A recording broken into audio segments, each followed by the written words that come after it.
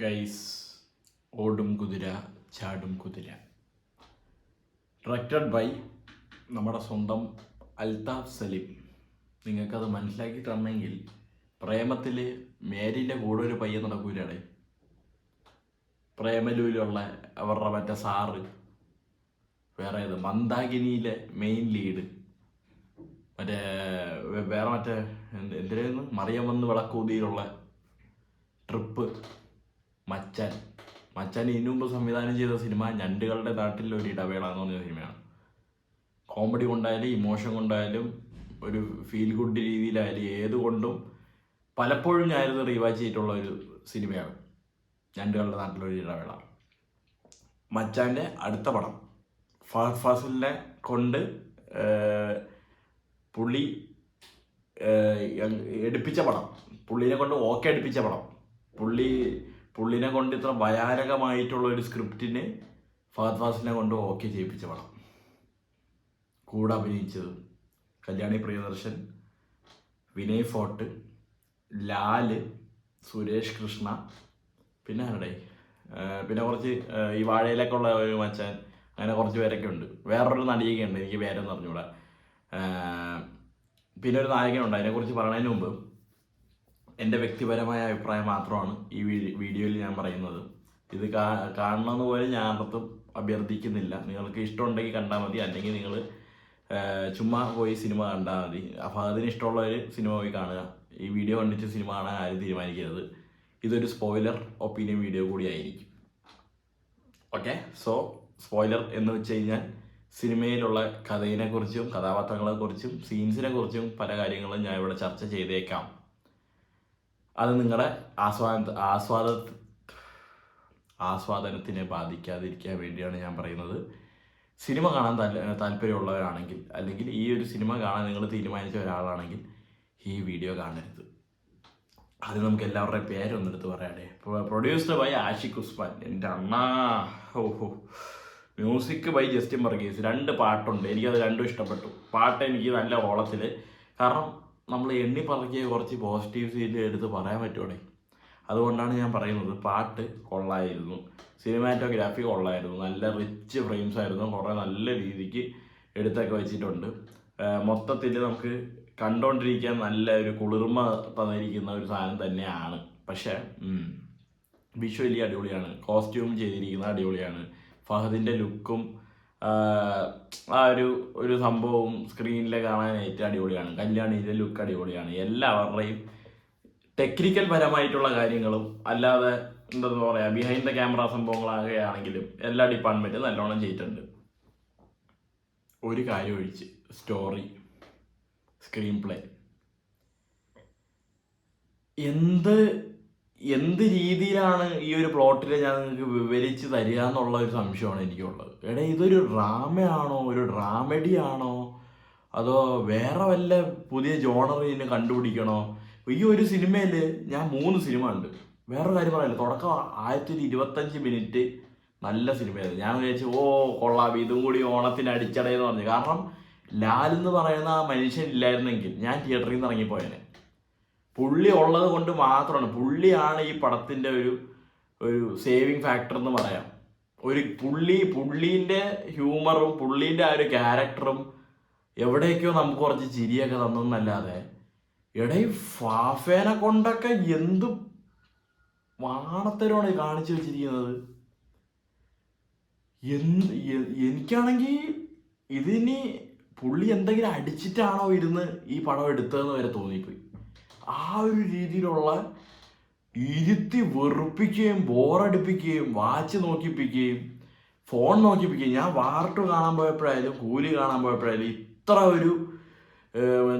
മറ്റേ ഒരു ദുരന്ത എക്സ്പീരിയൻസ് അനുഭവിച്ചിട്ടില്ല.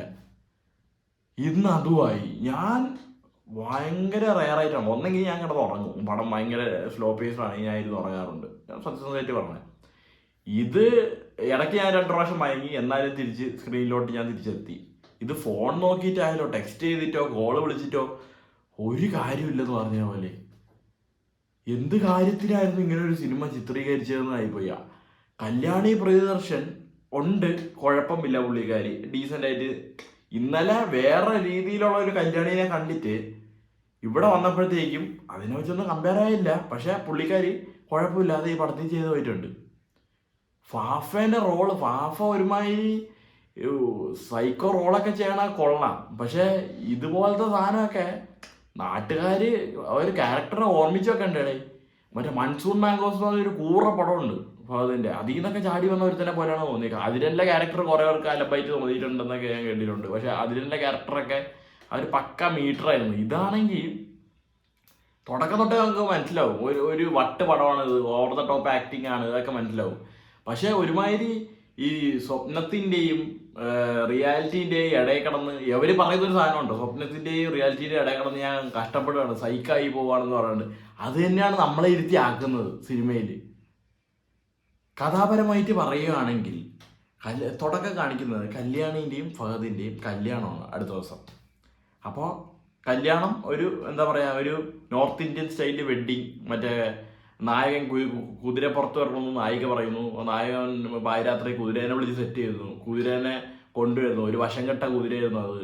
ഈ ഫോട്ടോ എടുക്കുമ്പോൾ ഫ്ലാഷ് അടിച്ച് കുതിരേൻ്റെ മറ്റേ ആന നിയന്ത്രണം തെറ്റണം, ആ കുതിരേൻ്റെ നിയന്ത്രണം തെറ്റി ഫഹദിനെ എടുത്തങ്ങ് എറിയുന്നു. പുള്ളിൻ്റെ മണ്ട പോയി അടിച്ച് പുള്ളി 1 വർഷത്തേക്ക് എന്തോ കോമയിലാവുന്നു. ഇതാണ് ബേസിക് പ്ലോട്ട്.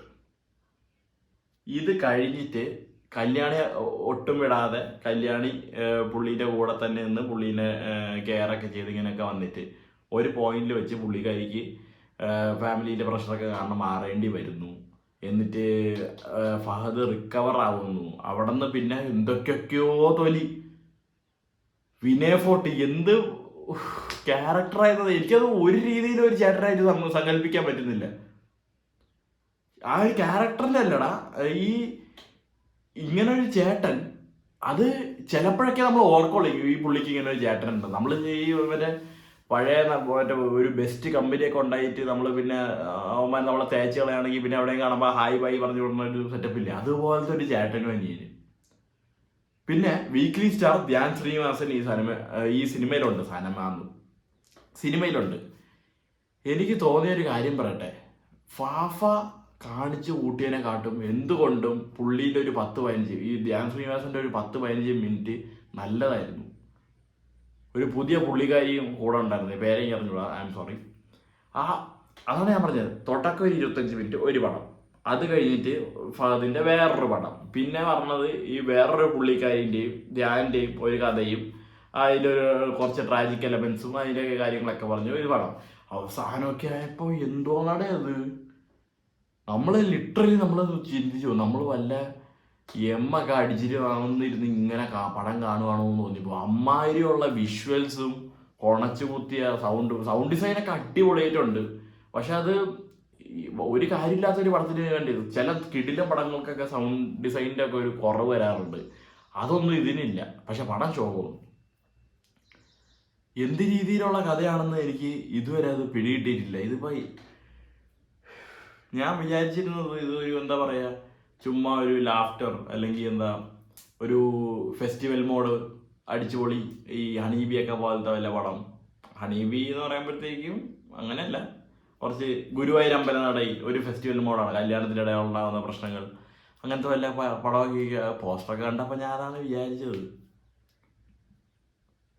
ഇവരുടെ ലവ് സ്റ്റോറി കാണിച്ച ഭാഗങ്ങൾ കൊള്ളായിരുന്നു. അവിടെ വിനീത് തട്ടിൽ പുള്ളീൻ്റെ കുറച്ച് സീൻസ് ഉണ്ട് കേട്ടോ, അതൊക്കെ പൊളി. ഞാൻ പറയില്ല, 1025 മിനിറ്റിൽ പടം കുറച്ച് നല്ലതാണ്. അല്ലാത്ത പക്ഷം വേസ്റ്റ് ഓഫ് ടൈമും വേസ്റ്റ് ഓഫ് മണിയും.